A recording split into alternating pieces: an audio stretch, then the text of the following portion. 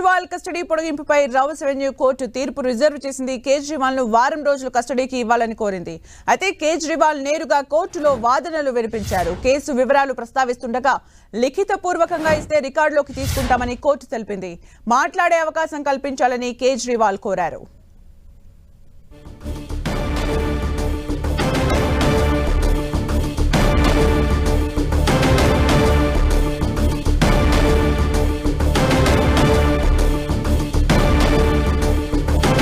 Rows avenue కోర్టులో Delhi CM Kejriwal నేరుగా తన వాదనలు వినిపించారు. తనను అరెస్టు చేయాలన్నది ఈడీ సంకల్పమని, తన పేరు చెప్పాలని నిందితుల్ని బలవంతం చేశారన్నారు. ఆ పార్టీని అణిచివేయాలని చూస్తున్నారని, ఆప్ ఎలాంటి అవినీతికి పాల్పడలేదన్నారు. ఏ కోర్టు తనను దోషిగా నిర్ధారించలేదని, తనకి వ్యతిరేకంగా ఆరోపణలేవీ లేవని, తనను ఎందుకు అరెస్ట్ చేశారని కేజ్రీవాల్ కోర్టులో ప్రశ్నించారు.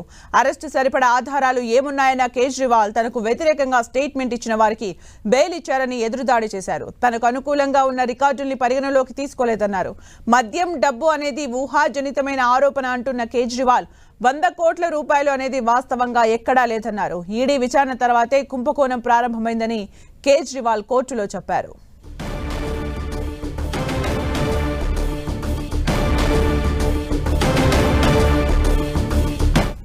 ఇక పూర్తి సమాచారం మా ఢిల్లీ కరెస్పాండెంట్ గోపి అందిస్తారు. గోపి,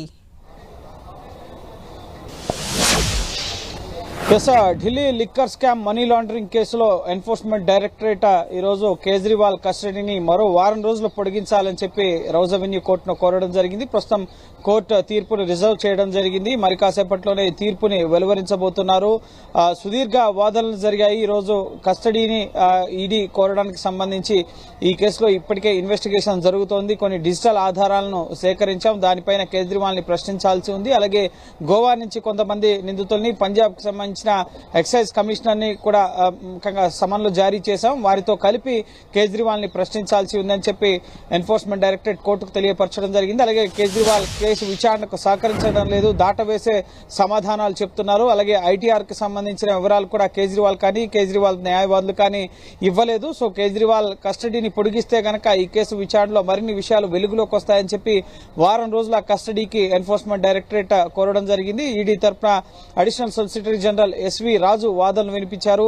అలాగే కేజ్రీవాల్ తరఫున రమేష్ గుప్తా హాజరైనప్పటికీ మెజారిటీ వాదనలు ఈరోజు కేజ్రీవాలే నేరుగా తన కేసుకు సంబంధించి వాదనలు వినిపించడం జరిగింది. అయితే వాదనలో లిఖితపూర్వకంగా ఇస్తే వాటిని పరిశీలిస్తామని చెప్పినప్పటికీ కూడా కేజ్రీవాల్ ఏం చెప్పాలనుకుంటున్నారో దాన్ని పరిశీలిస్తా ఉన్నా కూడా తనని మాట్లాడనివ్వాలని చెప్పి కోరగా 5 నిమిషాల సమయం కేజ్రీవాల్ కి rows Avenue court CBI special court judge Kaveri Baweja ఇవ్వడం జరిగింది. 5 నిమిషాల్లో కూడా కేజ్రీవాల్ ప్రధానంగా ఈ కేసు 100 కోట్ల ముడుపులు అనేది ఎక్కడా లేదు, పూర్తిగా ఈడీ ఇన్వెస్టిగేషన్ తర్వాతనే అసలు కుంభకోణం మొదలైంది అని చెప్పి కేజ్రీవాల్ మాట్లాడడం జరిగింది. తనను అరెస్ట్ చేయడానికి 4 వ్యక్తులు ఇచ్చిన స్టేట్మెంట్ సరిపోతాయా? ఒక ముఖ్యమంత్రి స్థాయి వ్యక్తిని అరెస్ట్ చేయడానికి 4 తనకు వ్యతిరేకంగా స్టేట్మెంట్స్ ఇస్తే 4 స్టేట్మెంట్స్ ఇస్తే అరెస్ట్ చేసేస్తారా అని చెప్పి కేజ్రీవాల్ ప్రశ్నించడం జరిగింది. తన అరెస్ట్ ను సవాల్ చేశారు. అలాగే తన కస్టడీకి సంబంధించి ఎన్ని రోజులు ఈడీ తనని కస్టడీలో ఉంచుకోవాలనుకుంటున్నారో అన్ని రోజులు ఉంచుకొనివ్వండి.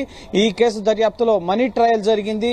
ఈ కేసులో ముఖ్యంగా నిందితుల్ని బెదిరించి బలవంతం చేసి తనకు వ్యతిరేకంగా స్టేట్మెంట్ ఇప్పించారు. గతంలో మొదట కేసు విచారణ జరిగినప్పుడు తనకు వ్యతిరేకంగా ఎక్కడా కూడా ఎటువంటి స్టేట్మెంట్స్ కూడా నిందితులు ఇవ్వలేదు. కానీ ఆ తర్వాత వాళ్ళు తనకు వ్యతిరేకంగా స్టేట్మెంట్స్ ఇచ్చిన తర్వాత వాళ్ళకు బెయిల్ లభించింది అని చెప్పి కేజ్రీవాల్ మాట్లాడడం జరిగింది. కేజ్రీవాల్ మాగుంట శ్రీనివాసులు రెడ్డి, మాగుంట రాఘవ, అలాగే శరత్ చంద్ర రెడ్డి సౌత్ గ్రూప్ కు సంబంధించిన కీలక వ్యక్తుల యొక్క పాత్రకు సంబంధించి వాళ్ళు ముఖ్యంగా తనకు వ్యతిరేకంగా ఇచ్చిన స్టేట్మెంట్స్ కు సంబంధించి ప్రస్తావించారు. తనకు వ్యతిరేకంగా మాట్లాడినంత వరకు కూడా వాటిని కూడా ఈడీ పరిగణలోకి తీసుకోవడం లేదు. తనకు వ్యతిరేకంగా మాట్లాడిన స్టేట్మెంట్స్ ఆధారంగానే తనను అరెస్ట్ చేశారు. ఇవి సరిపోతాయా?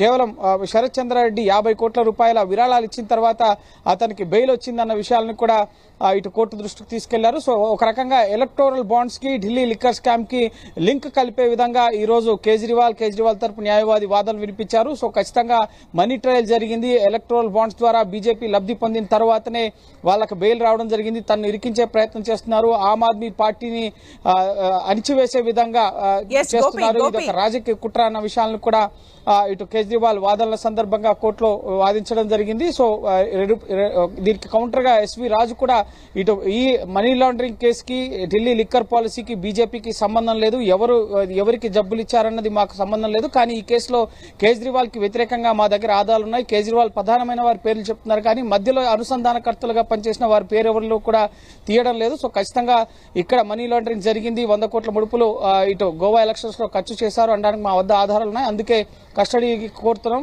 నిరాధారమైన ఆరోపణలు కేజ్రీవాల్ చేస్తున్నారు, దర్యాప్తు సంస్థ పైన కూడా ఆరోపణలు చేయడానికి పట్ల అభ్యంతరం వ్యక్తం చేయడం జరిగింది ఎన్ఫోర్స్మెంట్ డైరెక్టరేట్ తరపు న్యాయవాదులు. సో ప్రస్తుతం రెండు పక్షాల వాదనలు విన్న తర్వాత కోర్టు తీర్పుని రిజర్వ్ చేయడం జరిగింది. మరి కాసేపట్లోనే కస్టడీ పొడిగింపు పైన ఇటు Rouse Avenue court CBI special court judge Kaveri Baweja తీర్పును వెలువరించబోతున్నారు. అయితే ఈ సందర్భంగా రమేష్ గుప్తా కేజ్రీవాల్ తరపు న్యాయవాది ఇక్కడ మనీ ట్రయల్ జరిగింది, అందుకే మేము కస్టడీని సవాల్ చేయడం లేదు, సో ఎలక్టోరల్ బాండ్స్ ద్వారా కూడా బీజేపీకి లబ్ధి పొందింది అన్న అంశాలకు సంబంధించిన అంశాలను ప్రస్తావించారు కాబట్టి సో ఎలక్టోరల్ బాండ్స్ పైన కూడా ఎంక్వైరీ వేయాలి, దానిపైన కూడా దర్యాప్తు జరిపే విధంగా ఆదేశాలు ఇవ్వాలని చెప్పి కోరడం జరిగింది. సో దాన్ని కోర్టు ఎంతవరకు పరిగణలోకి తీసుకుంటుంది, కేజ్రీవాల్ కస్టడీనే పొడిగిస్తారా లేక ఈ ఎలక్టోరల్ బాండ్స్ అంశం పైన కూడా ట్రయల్ కోర్టు జోక్యం చేసుకుంటుందా అనేది మాత్రం మనం వేచి చూడాలి. అట్ ద సేమ్ టైం అంటే గోపి కేజ్రీవాల్ నేరుగా వాదనలు వినిపించినట్టుగా తెలుస్తుంది, అంటే ఈడీ కస్టడీ కోసం కేజ్రీవాల్ కి సంబంధించి ఎలాంటి వాదనలు వినిపించింది?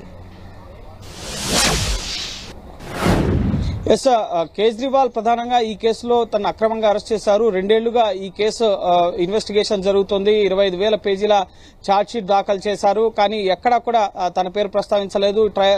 కింది స్థాయి కోర్టు నుంచి పై స్థాయి కోర్టుల వరకు కూడా ఎక్కడ కూడా తాను దోషి అని చెప్పి తేలలేదు. ఈ కేసులో తనను ఏ కోర్టు కూడా ప్రశ్నించలేదు, కానీ ఇన్వెస్టిగేషన్ ఏజెన్సీస్ తనకు అనుకూలంగా ఉన్న అనేక పేజీల వివరాలని ఆధారాలని పక్కన పెట్టి కేవలం తనకు వ్యతిరేకంగా ఇచ్చిన స్టేట్మెంట్స్ సి అరవింద్, మనీష్ సిసోడియాకు సంబంధించిన కార్యదర్శి కేజ్రీవాల్ నివాసంలో సమావేశాలు జరిగాయంటున్నారు. సో ఆ సమావేశాలు మంత్రిగా ఉన్నప్పుడు తన నివాసంలో సమావేశాలు జరుగుతాయి, అంత మాత్రాన నాకు కొన్ని పేపర్లు ఇచ్చారు, కొంత చర్చలు జరిపారు అన్న ఆధారంగా ఆయన ఇచ్చిన స్టేట్మెంట్ ఆధారంగా నన్ను అరెస్ట్ చేస్తారని చెప్పి ప్రశ్నించారు. అలాగే సి అరవింద్ ఇచ్చిన స్టేట్మెంట్, అలాగే మాగుంట శ్రీనివాసులు రెడ్డి, మాగుంట రాఘవ, శరత్ చంద్రారెడ్డి నలుగురు ఇచ్చిన స్టేట్మెంట్స్ తో ఒక ముఖ్యమంత్రిని అరెస్ట్ చేస్తారా అని చెప్పి కేజ్రీవాల్ ప్రశ్నించడం జరిగింది.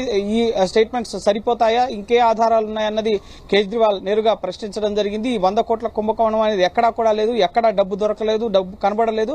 కేవలం ఈడీ ఇన్వెస్టిగేషన్ స్టార్ట్ అయిన తర్వాత అసలైన కుంభకోణం అంటే నిందితులుగా ఉన్న వాళ్ళు అప్రూవల్ గా మారడం, ఆ తర్వాత వాళ్ళు ఇటు బీజేపీకి డబ్బులు ఇచ్చారు ఎలక్ట్రల్ బాండ్స్ ద్వారా, దాని ద్వారా వాళ్ళు బెయిల్ పై బయటకు వస్తున్నారు, పూర్తిగా ఆప్ని కేజ్రీవాల్ ని అణచివేసేందుకు ఈడీని ఉపయోగిస్తున్నారు అన్న అంశాలని ఆయన ప్రధానంగా వాదనల సందర్భంగా వినిపించడం జరిగింది.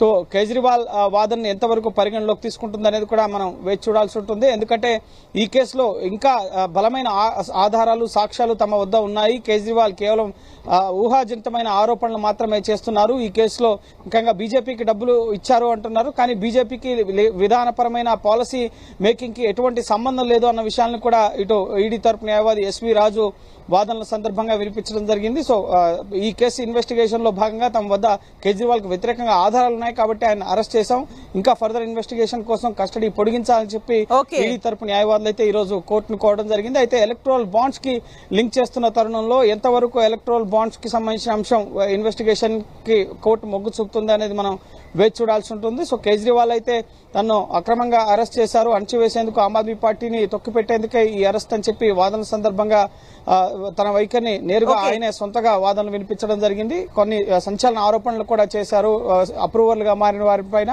సో చూడాలి కోర్టు ఎటువంటి తీర్పిస్తుంది, కస్టడీని ఎక్స్టెండ్ చేస్తుందా, ఎందుకంటే గరిష్టంగా 14 రోజుల వరకు కూడా కస్టడీకి ఇచ్చే అవకాశం ఉంటుంది. ఇప్పటికే 6 రోజుల కస్టడీ గడువు ముగిసింది. అలాగే విచారణకు సహకరించడం లేదు కాబట్టి గతంలో కవిత కేసులో కూడా చూసాం, మొదట వారం రోజులు, ఆ తర్వాత 3 రోజులు కస్టడీ ఎక్స్టెండ్ చేశారు కాబట్టి సో ఇప్పుడు కేజ్రీవాల్ కి కస్టడీ ఎక్స్టెండ్ చేస్తారా లేక ఆయన లేవనెత్తిన అంశాలను పరిగణలోకి తీసుకుని ఆయన విడుదల చేస్తారా అనేది మరి కాసేపట్లో స్పష్టత రాబోతోంది. Thank you, Gopi, for the updates.